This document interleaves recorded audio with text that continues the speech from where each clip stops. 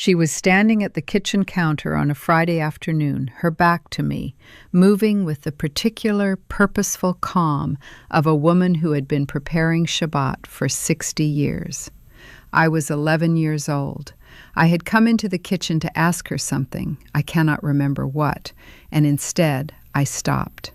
Because I watched her do something I had never seen before.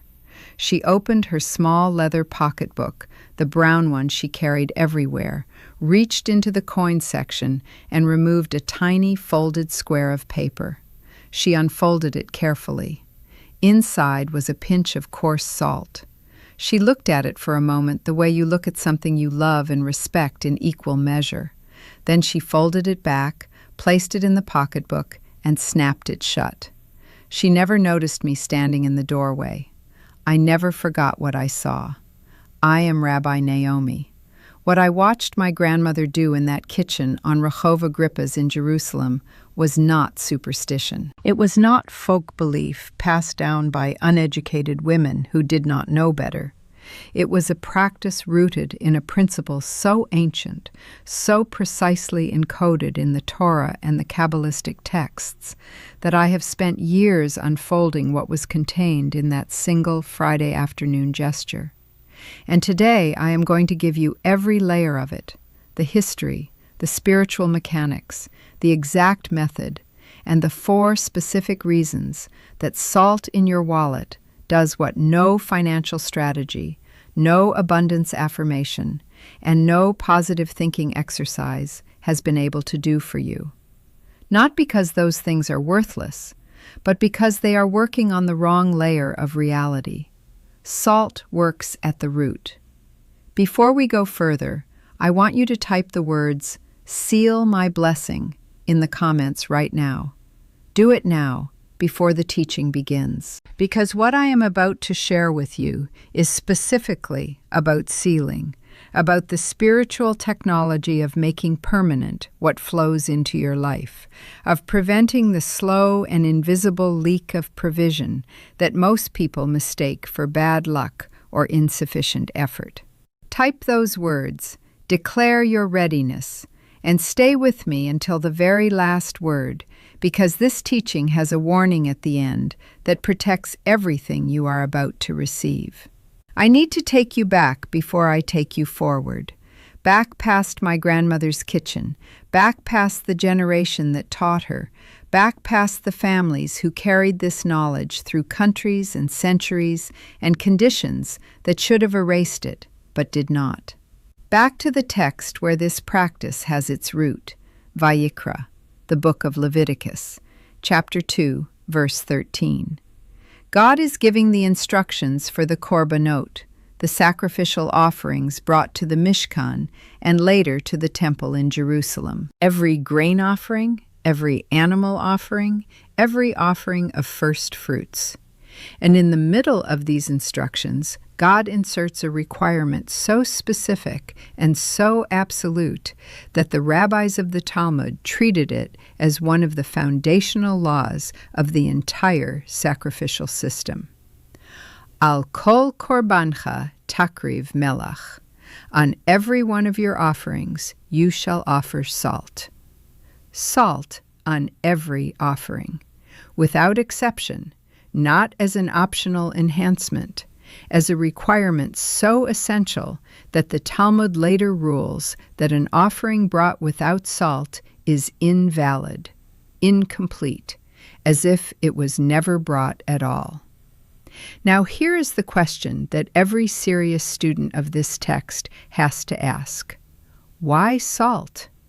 Of all the things God could have required, expensive spices, rare oils, precious metals, why salt? Why this ordinary, available, inexpensive mineral that any household in Israel could produce? The answer to that question is the entire teaching, and the answer contains not one reason, but 4. 4 reasons salt appears on the altar. 4 reasons my grandmother kept it in her wallet. 4 reasons you are going to keep it in yours from today forward. The first reason is the Brit Malach, the covenant of salt. In the same verse of Leviticus, and this is the part that stops students the first time they encounter it, God calls the salt requirement the salt of the covenant of your God. Lo tashbit malach brit Elohecha. Do not let the salt of your covenant with God be absent from your offering. Salt is not just a preservative in this instruction. It is the physical symbol of a brit, a covenant, a permanent, irrevocable, sealed agreement between God and Israel. The Talmud explains this with remarkable precision. Salt does not spoil. It does not rot. It does not lose its properties with time. Preserved in salt, things last. This is why salt was chosen as the symbol of the eternal covenant, because the covenant between God and the Jewish people is, like salt itself, permanent. It cannot be dissolved. It cannot expire. Now carry this principle into your wallet. Your parnasa, your livelihood, your financial provision, is not a random phenomenon. It is part of a covenantal relationship between you and the divine source of all abundance. The shefa that is meant to flow to you is not a favor that can be revoked. It is an agreement sealed at the level of your soul before you entered this world. But agreements can be forgotten. They can be obscured by the noise of daily life, by fear, by the frantic energy of a person who is working so hard to produce their own provision that they have lost contact with the source of it. Keeping salt in your wallet is a daily physical act of covenant renewal. Every time you reach into your wallet, every time your hand brushes that small folded paper, you are reminded of the agreement. You are reminded of what your provision actually is and where it actually comes from. This is not a trivial reminder. This is the difference between a person who believes their financial life depends entirely on their own effort and a person who understands that their effort operates inside a covenantal structure designed to produce their flourishing. The second reason is the language hidden in the Hebrew letters. In the Kabbalistic tradition, Hebrew is not simply a language of communication. It is the language of creation. The letters themselves carry spiritual energy, and the relationship between words with shared letters is never accidental. The Hebrew word for salt is malach, mem, lamed, chet. Now take those exact three letters and rearrange them. Mem, chet, lamed. That word is lechem, bread, daily provision, the most basic form of parnasa, the thing a person needs to sustain life. The ancient teachers did not miss this. The identical letters forming both salt and bread, simply repositioned, was understood as a divine communication embedded in the language of creation itself. Salt and daily provision share the same letters because they share the same spiritual root. They come from the same source. They are, in the deepest sense, the same thing in different forms. Salt in your wallet is not a symbol of money. It is the physical presence of the same spiritual substance that bread represents, the provision that God covenanted to supply, rearranged into a form you can hold in your hand. I want to tell you what happened to me when I first truly understood this, not intellectually, at the level of the body. I was 27 years old, sitting in my teacher's study in the Old City, and he showed me the letter exchange between melach and lechem, not as a linguistic curiosity, but as a halachic and mystical teaching. And something moved in me that I did not have words for, a feeling of connection between the ordinary and the sacred that I had been searching for in far more elaborate places. My grandmother had known this. She had placed it in her pocketbook every Friday, and she had never given me a lecture about it, never sat me down with a text. She had simply done it, with her hands, in her kitchen, where I could see. And what I saw at 11 years old took root in a place so deep that no amount of adult skepticism ever reached it. The body understands covenant before the mind does. This is why the practices must be physical, why the salt must be carried, why the intention must be embodied and not merely thought. The third reason is what the tradition calls the protection of the Ayin Hara, the evil eye. I know there are people watching this for whom the concept of the evil eye is uncomfortable, too mystical, too close to superstition, and I want to address that discomfort directly and precisely. The Ayin Hara in the Kabbalistic tradition is not a curse cast by a malicious neighbor. It is a spiritual principle about the power of concentrated attention, particularly the attention of envy, of resentment, or of possessive wanting, to disturb the energetic stability of what it is focused on. The Talmud takes the Ayin Hara seriously. It is mentioned in Tractate Bava Metzia, in Barachot, in Bava Batra. The rabbis who wrote those discussions were not credulous men who lacked critical thinking. They were among the most rigorous legal and philosophical minds in human history, and they treated the disruptive power of concentrated negative attention as a real phenomenon deserving of real countermeasures. Salt, in the Kabbalistic tradition, is one of those countermeasures. It is understood as an absorber and neutralizer of negative spiritual energy. Salt purifies. Salt draws out and captures what is harmful. This is its physical property in the world of food preservation, and the mystical tradition teaches that physical properties are always expressions of spiritual ones. This is not a coincidence of chemistry.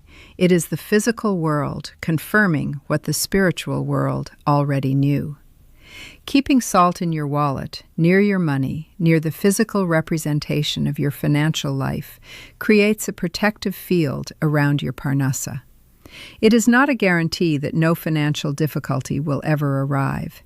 It is a specific countermeasure against the kind of spiritual leakage that occurs when the energy of your provision is disturbed by the concentrated negative attention of others, and sometimes by your own internal negative attention, your own anxiety and fear.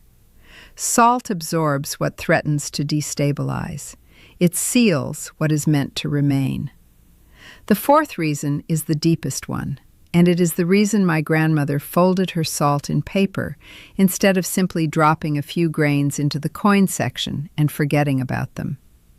This reason is about the act of deliberate placement itself. In the Kabbalistic understanding of daily life, the physical actions you perform with full intention create spiritual impressions, reshimot, that accumulate over time and shape the invisible architecture of your existence. The person who places salt in their wallet absent-mindedly, as a one-time experiment, creates almost no impression. The person who folds a small amount of clean salt into a piece of white paper every Friday afternoon before Shabbat, with the full awareness of what they are doing and why, that person is performing a weekly act of covenantal renewal. They are physically stating with their hands, in the language of action that the spiritual world reads most clearly, "My provision is sealed, my parnasa is covenanted, my financial life is under the protection of an agreement older than my circumstances." This weekly act, accumulated over months and years, creates what the tradition calls a chazakah, an established spiritual pattern. And a chazakah in the direction of abundance is among the most powerful things a person can build. Here is the exact method. 3 elements, all of them matter.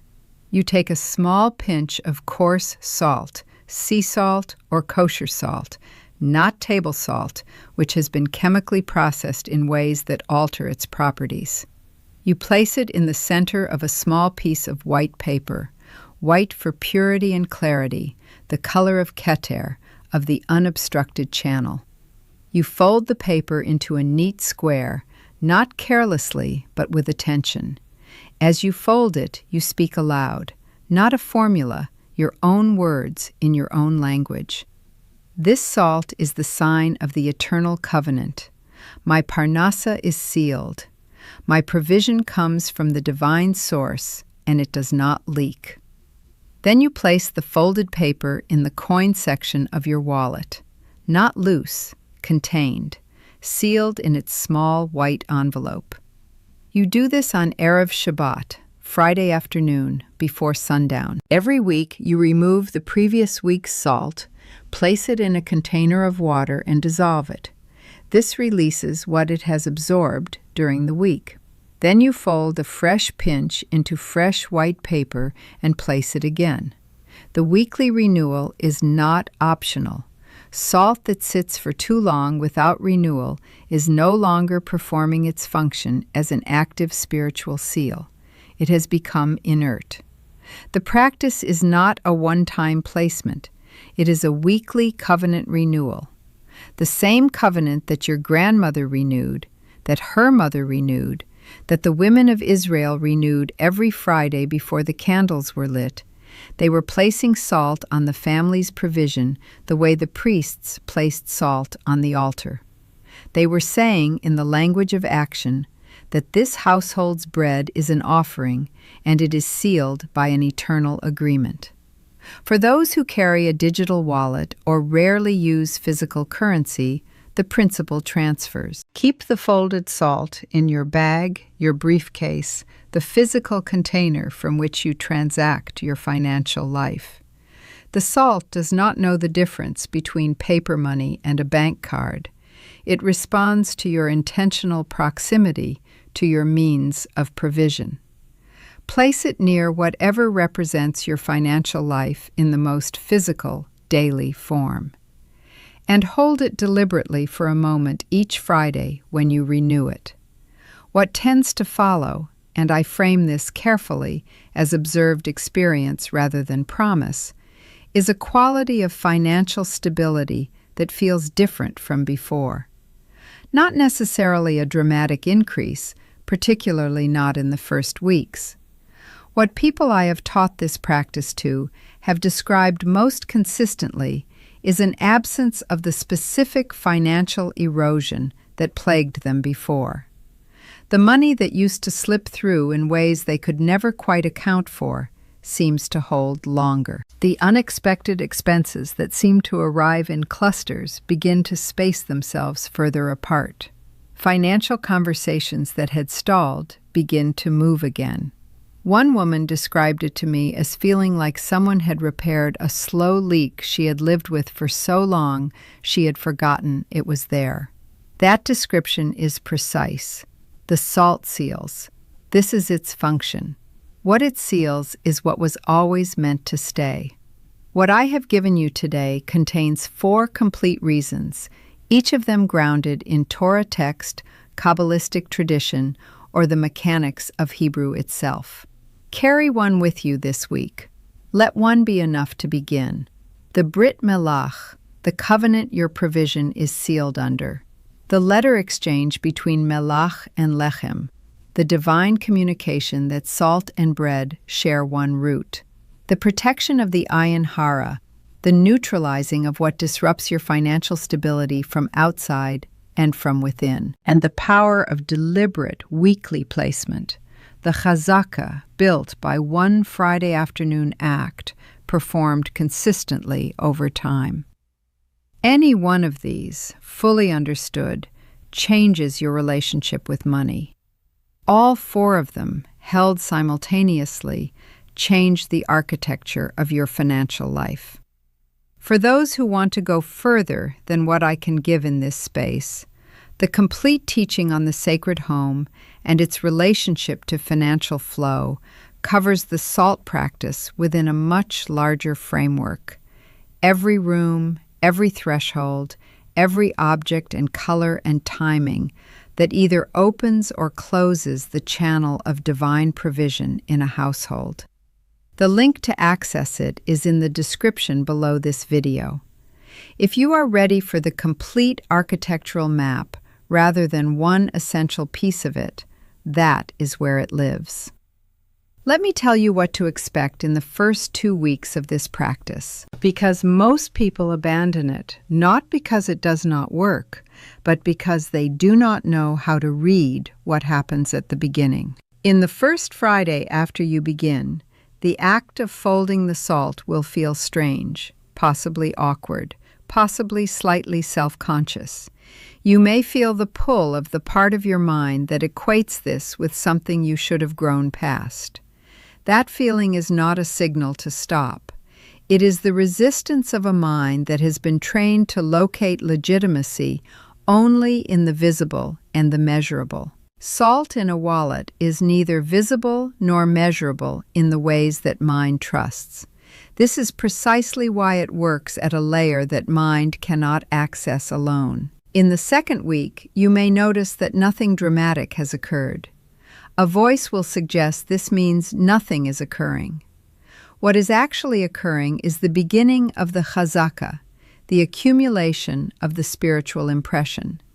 Do not expect the leak to be repaired after 1 week of sealed practice. Expect it to be sealed slowly and thoroughly over the following weeks. The second Friday renewal is more powerful than the first. The third is more powerful than the second. You are building something. Patience is not passive waiting in this tradition. It is an active expression of faith that the covenant is real and the process is working even when you cannot see the work. Share this teaching with one person in your life right now. Not after the video ends, right now as you watch. Think of one person, a family member, a friend, someone in your community, who is in a financial struggle that you have witnessed and felt helpless to address. Send them this video. When you become the channel through which this teaching reaches someone else, you multiply your own connection to the covenant it describes. This is not a metaphor. In the tradition, the person who carries wisdom to another is considered to have participated in its creation. Share this.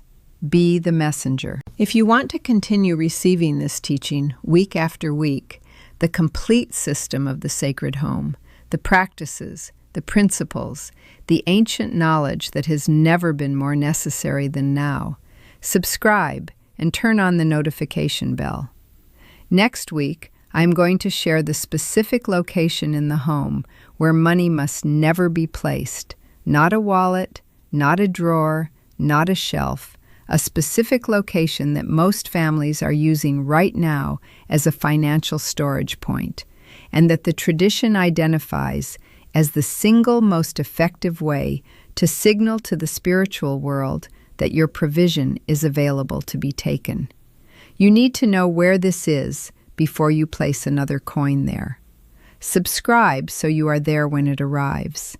May the salt you fold this Friday be the beginning of a sealed and covenanted financial life. May your provision be protected from what would erode it, strengthened by the covenant that has always covered it, and multiplied in the hands of someone who finally understands what it is. May the lechem, the bread of your household, never be absent. And may the melach that seals it remind you every day, every time your hand finds your wallet, of the ancient and unbroken agreement between you and the source of everything you have ever needed. Shabbat Shalom.